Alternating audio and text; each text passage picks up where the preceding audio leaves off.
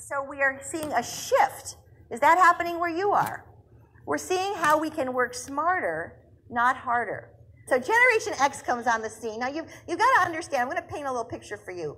Generation X are people in their early 40s and their 30s. Do we have any Gen X in the room? Let's see a show of hands. Okay, we do. I've got to see a show of hands of how many Gen Ys are there. I got to hold on. How many people in here are 30 or under? Oh my goodness. Take a picture of that one. Okay, whoa, this is huge for me. I love this. Okay, so let's tell you, I'm going to tell you the Gen X story because Gen X wants you to know this story. Because Gen X, you're my favorite generation.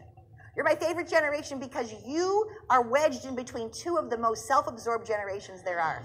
You are in between the baby boomer and Gen Y. I feel sorry for, let me see a show of hands of Gen X one more time so I know, okay guys, I'm going to massage all of you. Okay, Gen X. So here's the deal.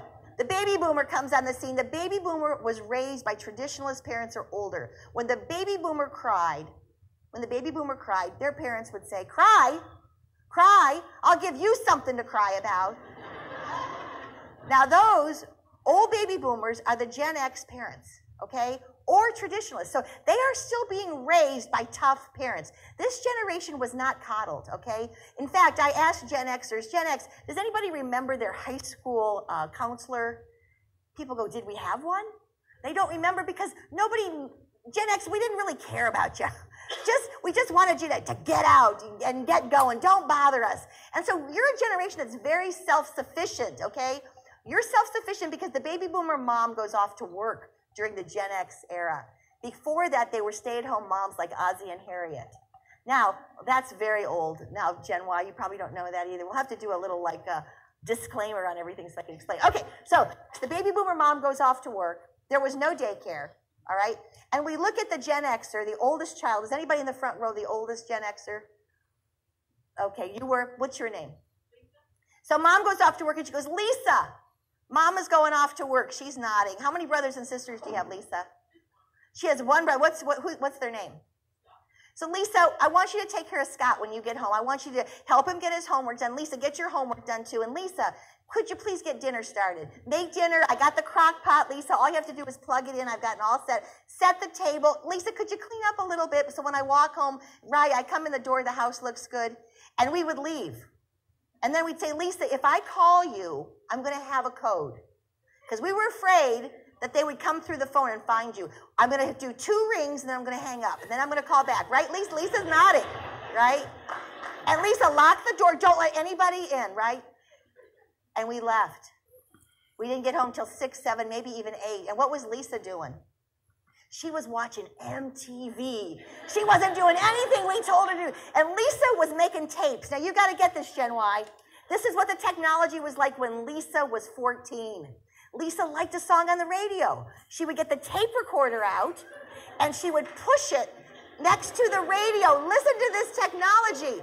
She would listen for the DJ to stop talking, and then she would press record, right? And she would make tapes of her favorite music. And then she got very creative. Her tapes had themes. Like her boyfriend broke up with her and all the songs were sad love songs, right? Oh, Lisa's like blushing, right? And when she was happy and she fell in love, woo, all love songs. And here's the deal. When I speak, Gen X guys come up to me and they go, yeah, but we did albums. We didn't do one song at night. They'd play the whole album, and then we would record the albums. And then another Gen X guy would come up to me and go, man, you didn't talk about our bands. We would rig things together. The word is rig. There was no technology. Things were being held together with duct tape.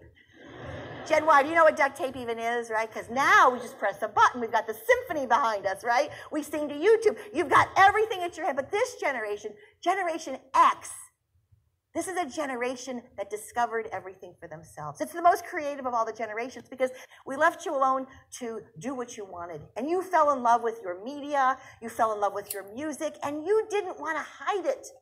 We trademarked and copyrighted, but you wanted to share it. And as you shared those tapes, and as we shared our music, you opened up a concept that is with us today. It's about sharing. And so now we have a generation that wants to give. And so we now are changing our point of view. And when you came on the scene, I'm sorry, Gen X, we called you slackers. We called you slackers because you wanted work-life balance. We wanted you to work. Forget about your kids' soccer game. Stay at work. We didn't want you to take time off. Work-life balance was just a thing we checked off of a list. Today, it's the way we are, right? You're innovative and creative. You're self-reliant and practical. But you're questioning and cynical. We're sorry. You were the first generation that had to check their Halloween candy because the neighbor could have put razor blades into the milk duds.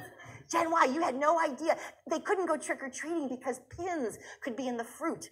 We stopped giving fruit altogether. Throw that apple away, throw that away, because we were so afraid that you would get poisoned. This is the first generation that saw their priests on the cover of Time magazine, not for good things, right? It's a generation that doesn't trust the janitor or the teachers. It's the first generation where we had Watergate and we started not trusting.